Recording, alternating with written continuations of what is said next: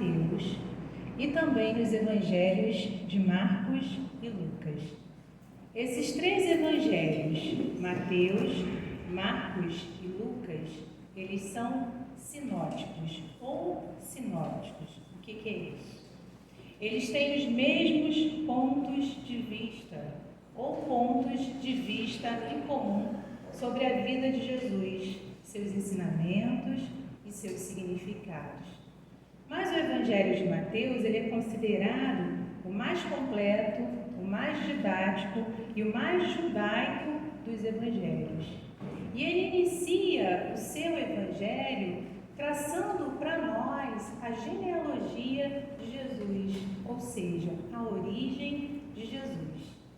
E continua narrando para nós a gloriosa vida de Jesus e a importância da sua obra para a humanidade.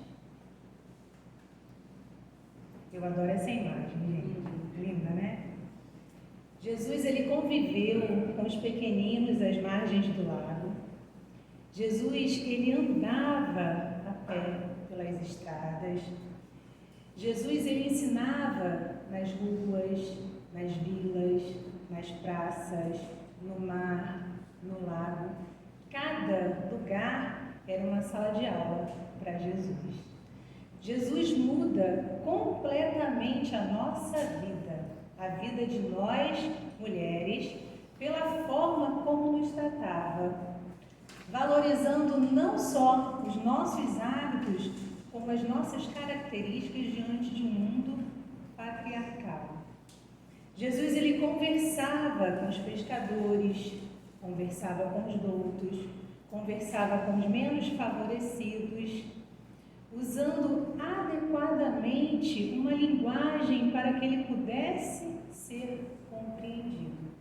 E aí vamos destacar dentre essas linguagens as parábolas. Esse recurso educativo de grande valor, instrumento didático usado pelos filósofos desde a antiguidade. Jesus, ele foi um médium de Deus, diretamente inspirado pelo Altíssimo, trazendo para nós o código divino mais perfeito pelo qual a terra se ilumina espiritualmente.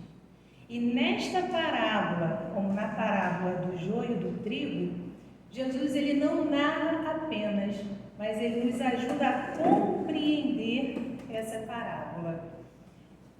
E a doutrina espírita, como foi falado aqui durante todo esse mês, né? O Diego trouxe para nós no primeiro domingo o mandamento maior, e ele falou da terceira revelação, nós vamos falar um pouquinho. No segundo domingo nós fomos presenteados com a Rosângela, que falou, deixai aos mortos o cuidado de enterrar os seus mortos. No terceiro, aquela manhã maravilhosa com a música e o estudo do nosso irmão Ricardo, e hoje a parábola do semeador. E a doutrina espírita, ela nos chega como essa terceira revelação. Primeira, vamos lembrar? Primeira revelação? Moisés. Todos aplicados aqui, muito bem. Segunda? Jesus. E a terceira? A doutrina espírita. E torna para nós mais fácil esse entendimento e a prática dos ensinamentos do Cristo. Emmanuel, no seu livro Opinião Espírita, nos diz que, em suma, diante dos acessos aos mais altos valores da vida, Jesus e Kardec, eles estão perfeitamente conjugados. Jesus, a porta; Kardec, a chave. E aí nós vamos ler a parábola do semeador, vamos relembrar, nós depois temos uma surpresa para vocês. Vou passar. Naquele mesmo dia, tendo saído de casa, Jesus sentou-se à borda do mar. Em torno dele, logo reuniu-se grande multidão de gente, pelo que entrou numa barca, onde sentou-se, permanecendo na margem todo o povo. Disse então muitas coisas por parábolas, falando-lhes assim: aquele que semeia saiu a semear. E semeando, uma parte da semente caiu ao longo do caminho, e os pássaros do céu vieram e a comeram. Outra parte caiu em lugares pedregosos, onde não havia muita terra. As sementes logo brotaram, porque carecia de profundidade a terra onde haviam caído. Mas, levantando-se, o sol as queimou, e como não tinham raízes, secaram. Outra parte caiu entre espinheiros, e estes, crescendo, as abafaram.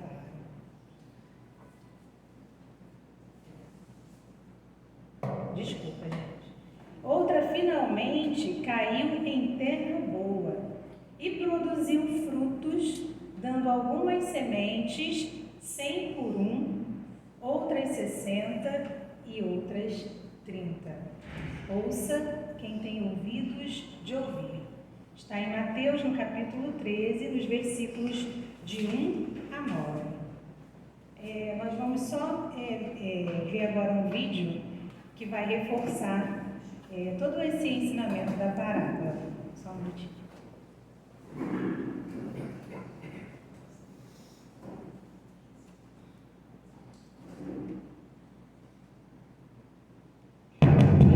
Vai ilustrar.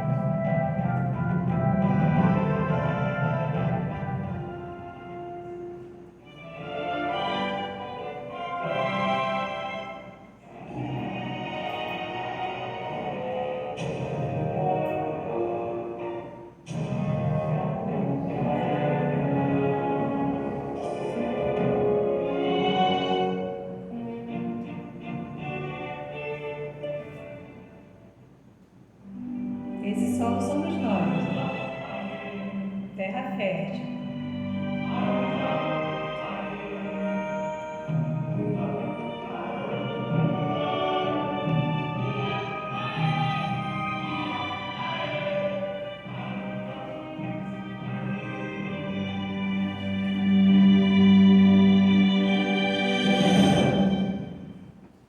É muito fofo, né, esse vídeo? E ele ilustra para nós a parábola do semeador, mostrando os 4 tipos de solo que Jesus menciona na parábola. Então, a linguagem por parábolas, ela garante a preservação dos ensinamentos de Jesus ao longo dos séculos, da mensagem de Jesus ao longo dos séculos. para um público totalmente heterogêneo, moralmente e intelectualmente. E o que são as parábolas? Parábolas, elas são provérbios que acompanham os povos através dos tempos, que apesar de pequenas, elas resumem verdades profundas. E por expressarem uma sabedoria popular, elas podem ser utilizadas em qualquer época. Só que cada um de nós, cada indivíduo, cada ser humano, vai entender a mensagem espiritual de acordo com seu grau de evolução. E aí estão as nossas reencarnações, esse presente de Deus para nos ajudar.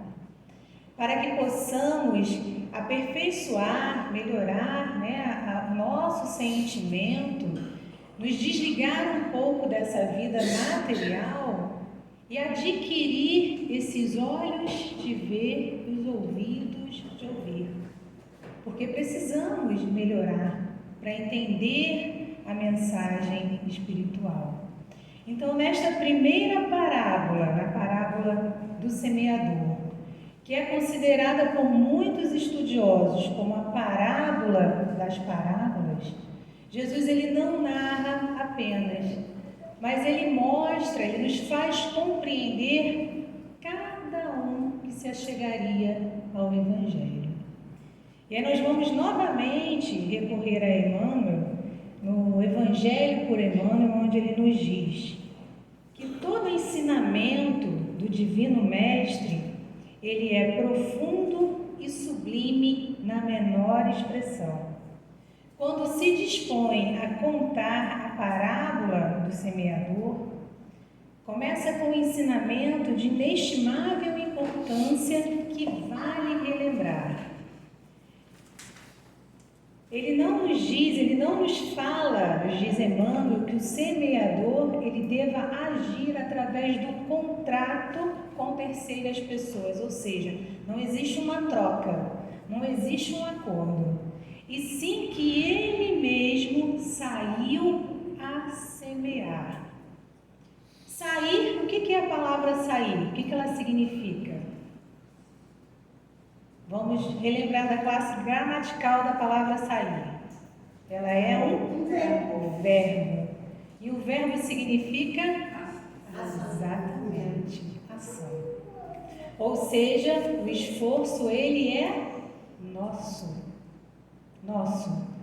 Então precisamos, se já conhecemos a doutrina espírita, precisamos sair da nossa zona de conforto, do nosso comodismo e semear, como ele falou, independente do solo, porque ele não menciona aonde o semeador deva semear, ele não menciona. Ele não fala do clima, ele não fala da estação, ele não fala do melhor horário, não. Ele só diz que o semeador, ele saiu a semear, ou seja, o esforço é nosso, para que possamos tocar os corações alheios. E Mateus, lá em Mateus, no capítulo 13, os discípulos perguntaram: por que lhes falas em parábolas?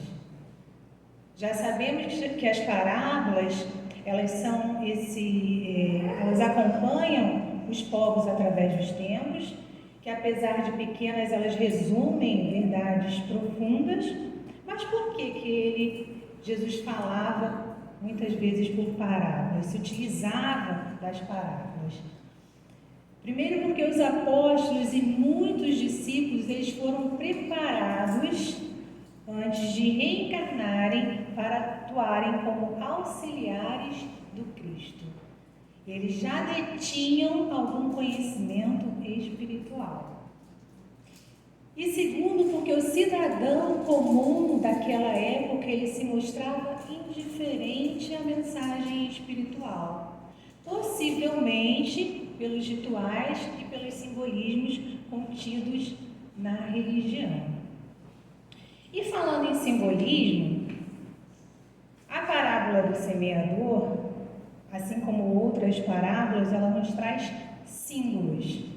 E na parábola do semeador, nós temos 3 símbolos utilizados por Jesus.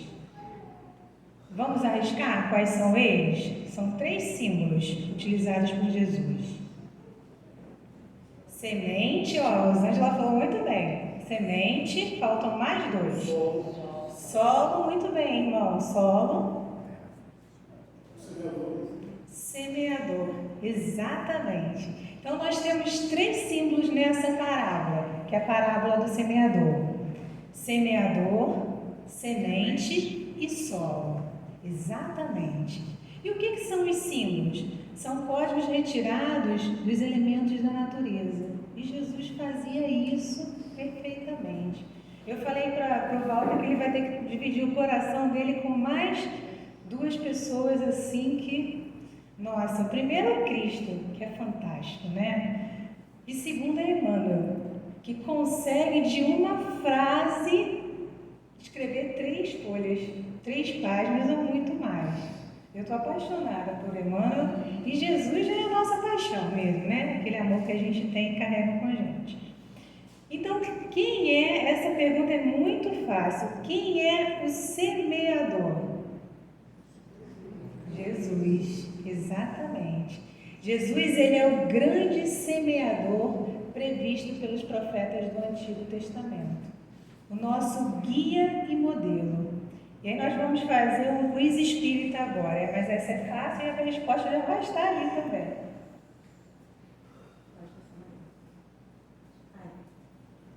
Questão 625 do Livro dos Espíritos. Qual o tipo mais perfeito que Deus tem oferecido ao homem para lhe servir de guia e modelo?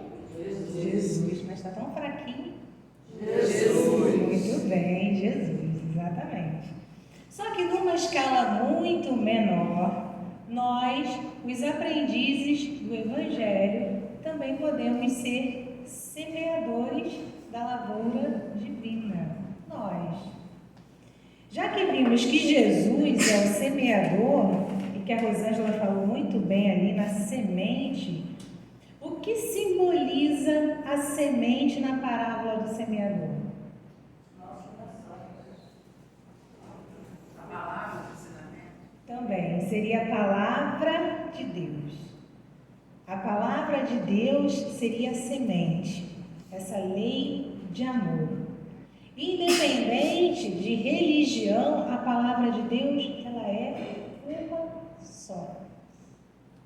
E todos nós temos condições de recebê-la.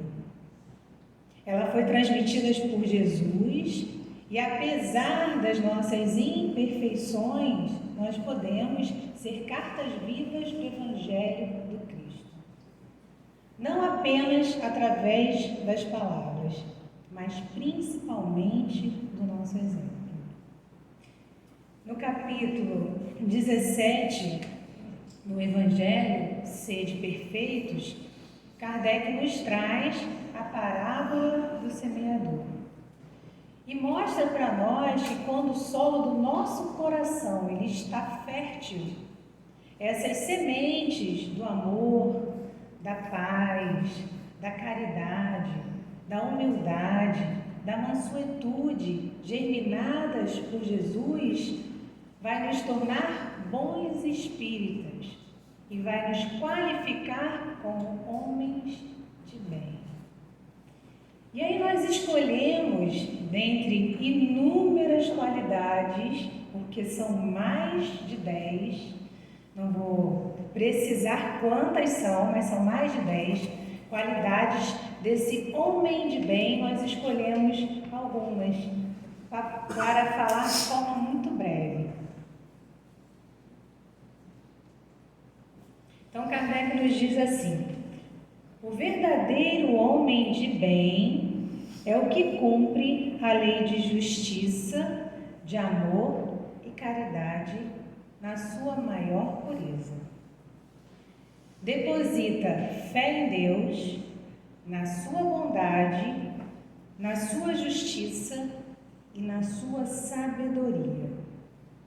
Quando passamos por alguma dificuldade, algum momento difícil, de dor, de desafio, Qual é a primeira coisa que nós fazemos? Será que é agradecer a Deus? Ó Senhor, obrigado por esse momento difícil.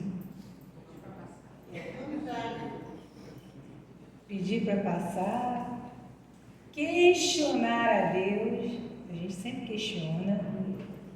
Eu me incluo, né, nos exemplos. Então, por que eu? Por que comigo? Por que com a nossa família?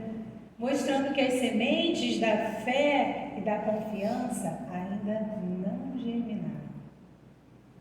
E aí ele diz: sabe que todas as vicissitudes da vida, todas as dores, todas as decepções, são provas ou expiações e as aceita sem murmurar. Essa talvez seja a mais difícil para nós.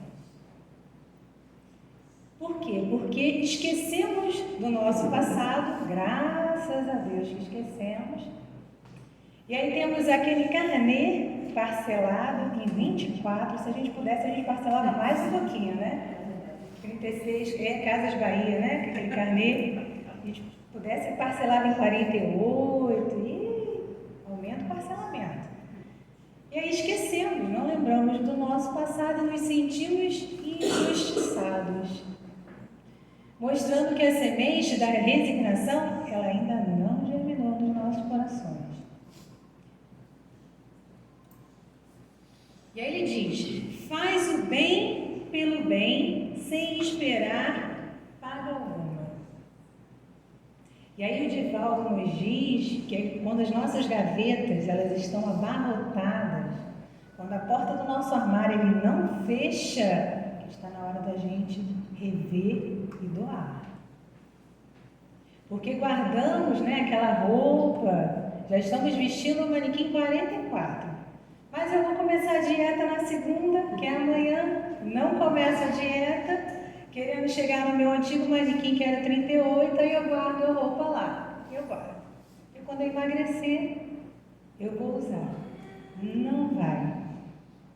Porque quando emagrecermos, nós vamos querer uma roupa nova. E aí, quando doamos essa roupa, finalmente conseguimos doar, o que nós fazemos? Administramos, queremos administrar a doação. Olha, muito cuidado, esse tecido é muito bom, já está comigo há 3 meses. Queremos administrar essa doação, mostrando que a semente do desapego ainda não germinou. E aí ele nos diz: é bom, humano e benevolente para com todos. Será que nós incluímos aqui o chefe? Vizinho? Então precisamos incluir todos nessa lista, né? nessa frase, nessa colocação de Kardec. É bom, humano e benevolente para com todos. Porque Haroldo nos diz que nós não seremos conhecidos pela denominação da nossa religião. Se eu sou espírita, se eu sou católico, se eu sou evangélico, nós não seremos conhecidos pelo evangelho, mas pelo que nós somos, pelo ser humano que nós somos. E como eu sou? Eu posso me considerar uma pessoa boa, que tenho boas sementes para oferecer, que eu tenho uma palavra amiga, um ombro amigo? Então a semente da indulgência, ela precisa germinar nos nossos corações. Estuda suas próprias imperfeições e trabalha incessantemente em combatê-las. Sabe aquela resenha da vida alheia? Porque o espírito ele não faz fofoca, ou faz? Não, né? O espírito ele faz resenha. Resenha da vida alheia, sabe? Ela não faz mal só para aquele que é falado, mas para aquele que fala. Tem uma história interessante do travesseiro, que eu não sei se vocês conhecem. Se conhecem, nós vamos relembrar. Existia um senhor numa cidade que adorava fazer resenha da vida alheia, para ficar mais bonito, né? Fofoca, vamos dizer assim. E aí ele faz fofoca justamente de um senhor boníssimo, uma pessoa idônea, simpática, maravilhosa. O que acontece? Ele se arrepende profundamente. E aí ele procura o Senhor para lhe pedir desculpas. E aí o Senhor, sim, eu te desculpo, mas eu peço que o Senhor me acompanhe até esse penhasco. E aí ele leva com ele um travesseiro de penas.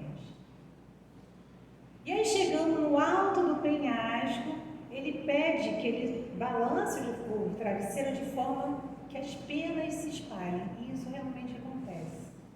Ele balança lá o travesseiro e as penas voam, se espalham. E aí ele chama a atenção desse senhor, ele diz: o senhor consegue recolher as penas? Aí ele não. Assim como as penas são as palavras proferidas por você. Você pode até se arrepender, mas você não consegue recolhê-las. Então falamos do semeador Jesus, da semente, que é a palavra de Deus, e os diferentes tipos de solo. Quem são? Hã? Exatamente. Os solos somos nós, seres humanos. Nos mais diversos níveis evolutivos, seja moral ou intelectual. Então, quanto mais conhecimento tivermos, maiores serão as nossas responsabilidades. E que bom que escolhemos estar aqui hoje, nesta manhã, onde muitas sementes serão semeadas. Então, não cabe mais a nós a curiosidade dos fenômenos. Essa fase, ela já passou. O que nos cabe hoje, nesse momento, já que as sementes elas foram germinadas com Jesus há mais de 2000 anos, e o que se faz urgente e necessário é a nossa reforma íntima, é a nossa reforma moral. Kardec nos diz que o verdadeiro espírita não é o que crê nas comunicações, mas o que procura aproveitar os ensinamentos dos espíritos. Porque ele diz que de nada adianta crer se a sua crença não faz dar sequer um passo na senda do progresso e não o torna melhor para o próximo. Então, se já falamos da importância das parábolas, se já falamos dos símbolos das parábolas, é necessário que nesse momento, cada um de nós faça uma autoavaliação para nos identificarmos qual tipo de solo sou eu nessa parábola. Nós temos 4 tipos de solo. Aquele primeiro solo que mostra que não estava preparado, onde você tem um vai e vem de pessoas, mas que de uma forma positiva, essas sementes elas vão alimentar os pássaros. Nós temos o segundo solo, onde nós temos muitas pedras, o terceiro, espinhos, e o solo fértil, o último. E aí ele diz assim: o solo da semente na beira da estrada. Será que sou aquele? Vamos fazer agora como diz Santo Agostinho, um balanço, né? Um balanço. Será que sou aquele que me utilizo dos ensinamentos espíritas de forma indiferente, superficial, sem compromisso com a doutrina? Aquela curiosidade inicial onde muitos chegam à casa espírita, nos perguntam, né? Nossa, como é que é a mesa? É um centro de mesa, e que cor a mesa? É branca? Não, a mesa é de ardosa, é verde, né? Muitas pessoas nos perguntam. É um centro de mesa, né? Será que sou aquele que chego buscando uma psicografia, que muitas pessoas chegam assim, buscando os fenômenos, e se não recebo, eu me afasto da casa espírita? Será que eu sou esse tipo de solo? Tem uma história muito interessante do Chico, que diz que uma dirigente de casa espírita procura o Chico, muito preocupada, muito aflita, buscando o Chico para saber como é que ela ia fazer para administrar a reunião mediúnica, já que ela tinha muitos médiuns para colocar, para adequar naquela reunião. E ela, muito preocupada, muito aflita, pergunta ao Chico: Chico, como é que eu vou fazer? E aí o Chico, naquela calma dele, responde assim: minha irmã, com aqueles que sobrarem. Porque são muitos que chegam e poucos ficam e permanecem no trabalho. E o solo da semente semeada nos pedregulhos?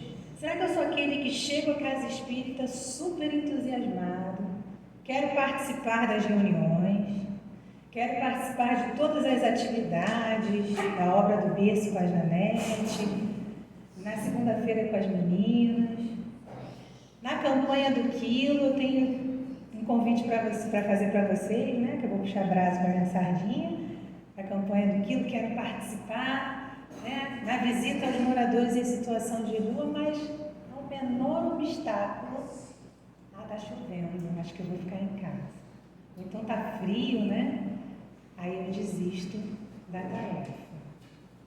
E a campanha do quilo é um trabalho muito interessante, porque a gente tem uma equipe muito pequena e que, assim, quando o clima está mais ameno, é maravilhoso fazer a campanha. Agora, naquele sol de 40 graus, é difícil, mas a gente persevera.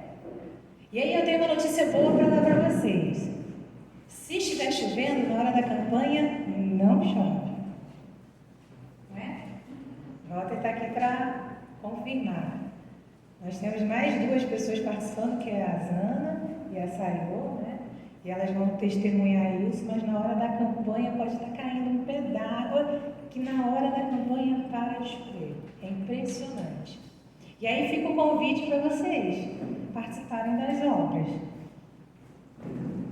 E o solo da semente que caiu no espinheiro? Será que eu sou aquele que acredito nas verdades espirituais, que conheço o Evangelho, os ensinamentos trazidos por Jesus, me autodenomino religioso, mas os interesses do mundo material falam mais alto?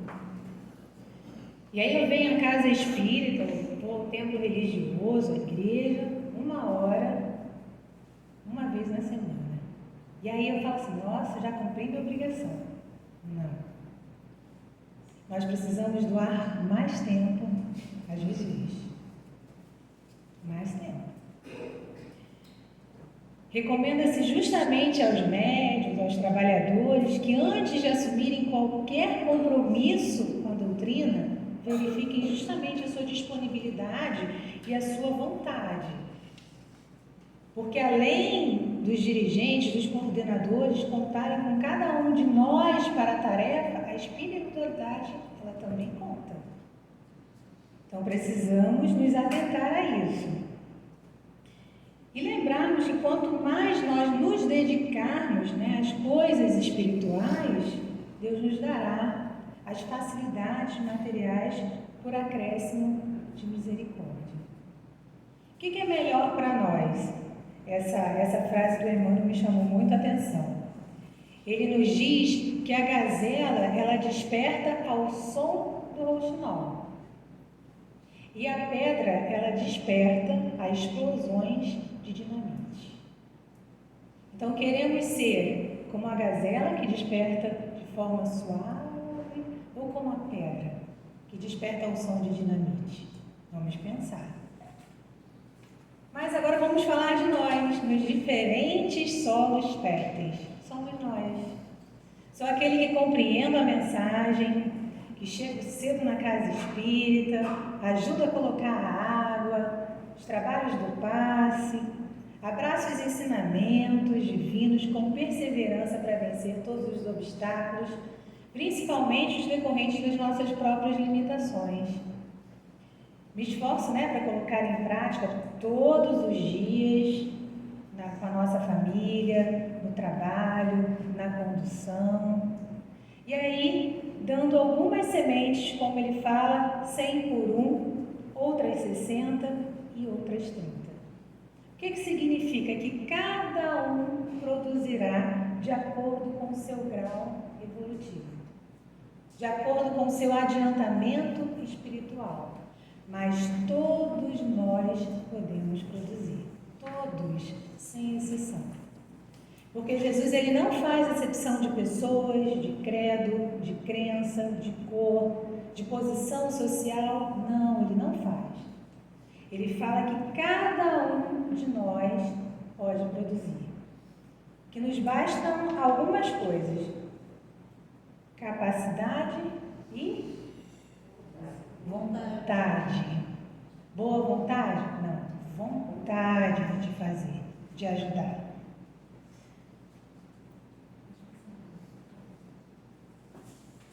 E aí, já nos encaminhando para o final, eu trouxe para vocês uma mensagem do livro da Esperança de Emmanuel, que ele diz assim, o título é Auxiliar. Auxiliar, amparar, consolar, instruir. Ele começa com os verbos. Para isso, ele nos diz, não aguardes o favor das circunstâncias. Jesus, ele foi claro no ensinamento. O semeador da parábola não esperou chamado algum. Largou simplesmente as conveniências de si mesmo e saiu para ajudar. O mestre, ele não se reporta a leiras adubadas ou batalhões escolhidos. Não menciona temperaturas ou climas.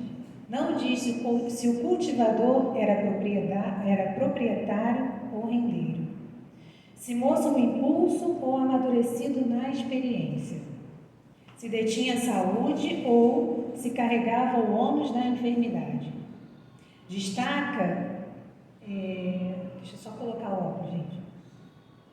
Destaca somente que ele partiu a semear. Por outro lado, Jesus não informa se o homem do campo recebeu qualquer recomendação acerca de pântanos ou desertos, pedreiras ou espinheirais, que devesse evitar.